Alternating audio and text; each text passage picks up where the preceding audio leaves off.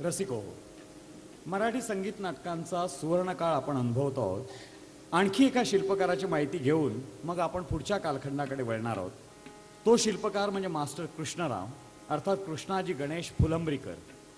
सुप्रसिद्ध भास्करबुवा बखल्यांकडे गाण्याचे पद्धतशीर शिक्षण झाल्यानंतर 1916 मध्ये ते गंधर्व कंपनीत दाखल झाले. अनेक नाटकांमध्ये बालगंधर्वांच्या बरोबर स्त्री भूमिका केल्या आणि 1921 मध्ये बखलेबुवांच्या मृत्यूनंतर 1934 पर्यंतच्या सर्व गंधर्व कंपनीच्या सर्व नव्या नाटकांचे संगीत दिग्दर्शन कृष्णरावांनी केले.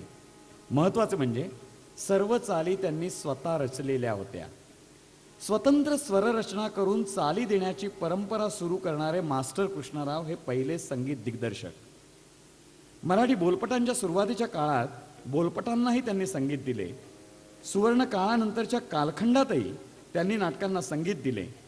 आकर्षक मुखडा, छोट्या छोट्या स्वरसमूहाच्या हरकती, ढंगदार व लयदार स्वरूपाच्या स्वररचना या गोष्टी त्यांनी दिलेल्या चालींची खासियत होत्या.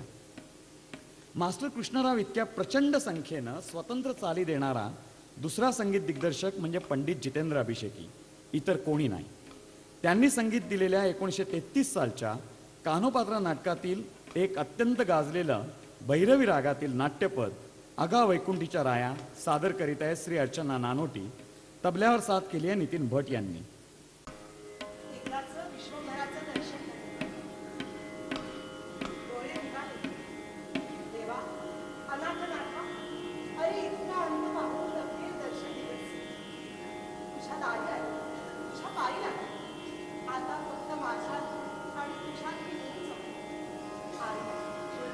सर्व संत ज्यांनी मला तुझ्या चरणाजवळ त्यांना नमस्कार. माझी प्राणज्योत तुझ्या दिव्य ज्योतीची तू पोहोच. अनाथनाथा हृदयेश्वरा अगा वैकुंठी जहानाया, अगा वैकुंठी जहानाया, अगा वैकुंठी जहानाया,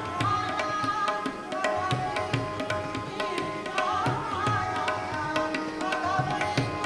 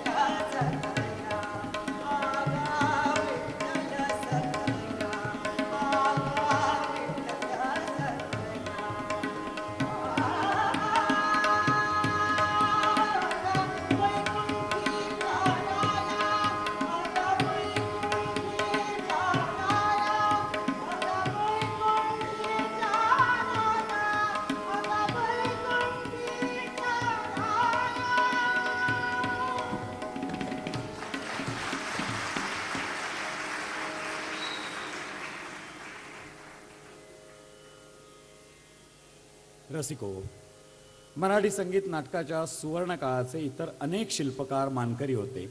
सर्वांच्या कार्याचा आढावा घ्यायचा ठरवला तर हा कार्यक्रम 3-4 दिवस चालवावा लागेल. तरीसुद्धा त्यांचा उल्लेख त्यांना एक आदरांजली म्हणून इथे करावयास हवा.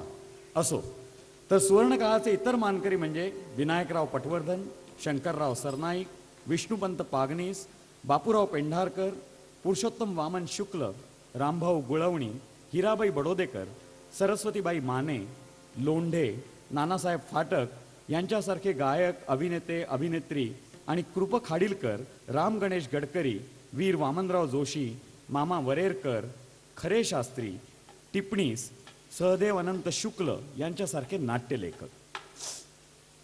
रसिको, सुंदर स्वप्न कायमचे नसते, कधीतरी ते संपते. मराठी रंगभूमीला पडलेले सुवर्णकाळाचे स्वप्न 1933-34 मध्ये संपले. किर्लोस्कर, गंधर्व, बलवंत, यशवंत, शिवराज अशा साऱ्या नाटक कंपन्या बंद पडल्या. इतर काही मृतप्राय झाल्या. मराठी गद्य आणि संगीत रंगभूमी मरणासन्न झाली होती. अशा परिस्थितीतून ती मग पुन्हा कशी उभी राहिली, उत्कर्षाला गेली, हे आपण ऐकणार पाहणार आहोत, पण मध्यंतरानंतर. आणि